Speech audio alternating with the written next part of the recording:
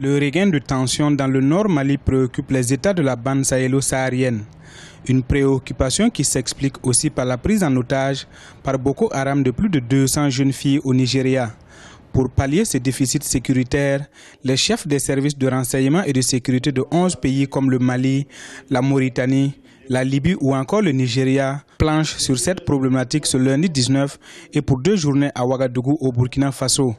Une rencontre pour une mutualisation des forces dans l'optique de contrer le terrorisme. La situation politique et sécuritaire qui prévaut dans la région commande en effet la concertation permanente pour une plus grande synergie entre les États concernés et les partenaires internationaux.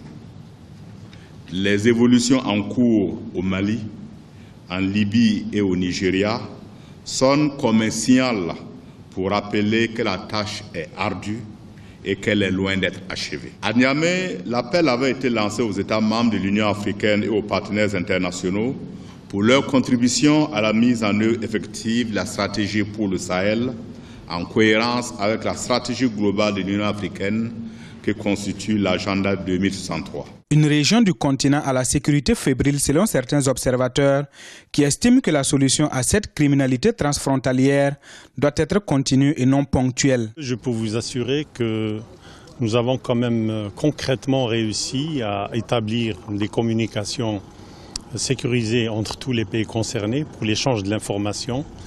Et vous savez que ça c'est très important pour pouvoir agir immédiatement. C'est la 5e fois, après celle de Niamey en février dernier, que cette rencontre se tient pour une solution durable contre l'insécurité. Un processus qui a été lancé par l'Union africaine le 17 mars 2014. Cette coopération des services de sécurité compte éradiquer le terrorisme et le grand banditisme dans cette partie de l'Afrique.